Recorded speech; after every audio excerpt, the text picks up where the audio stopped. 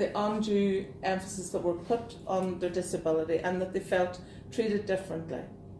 I'll just read a few. I was unusually tired, so I went to my local GP. This was a lady who had MS. And he said it was probably linked to my condition, and to prepare myself for the worst, an urgent referral was made to the consultant.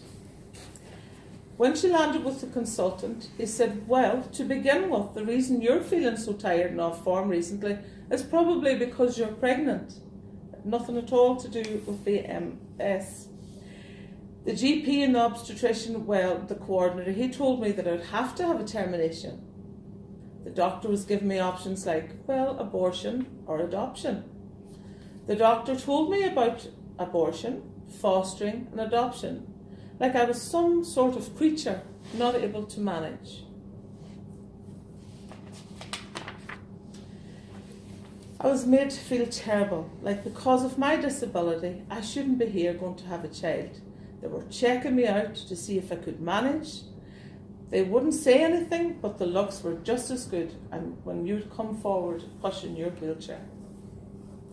Well, you've a good possibility of carrying a Down syndrome baby.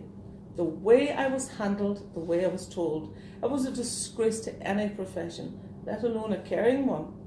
Well, she's handicapped anyway, so what did she expect a normal baby for?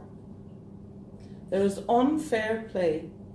We are treated like second-class citizens. In fact, we're worse off than that, because no one seems to listen to us.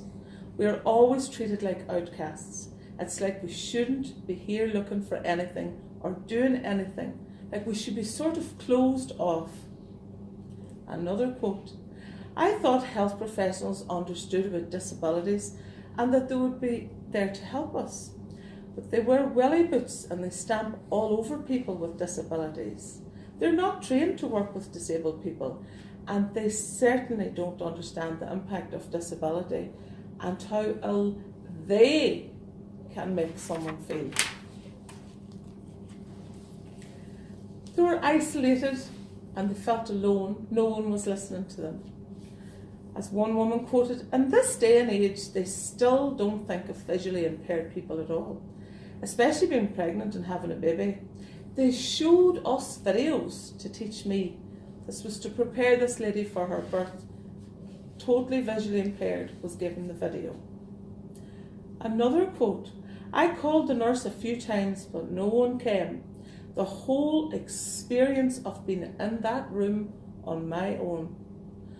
But when the midwife did come, she said, okay, you can't see, but for God's sake, you're not going to die. Another quote, I asked her if we could hold our baby again, just for a minute to feel his face and his hands in some more detail. It was the closest thing for both me and James to be able to see our baby for the first time, as this lady had no sight. But the midwife said, no, it's not really practical right now. Another lady told us that, I thought the hospital was lonely. The only time I had someone to talk to was when Jason or my dad were there. They wouldn't talk to us at all, and they sort of thought, well, we weren't good enough. They would talk to the other girls, but not to me. Another lady explained that because of my disability, they wouldn't let me home.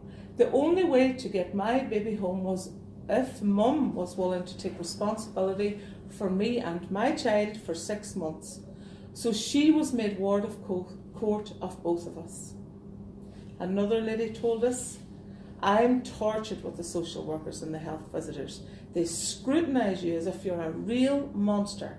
They told me not to bond with Ethan because I was going to die anyway. They did everything they could to take him off me. They bullied, they harassed me, and now I'm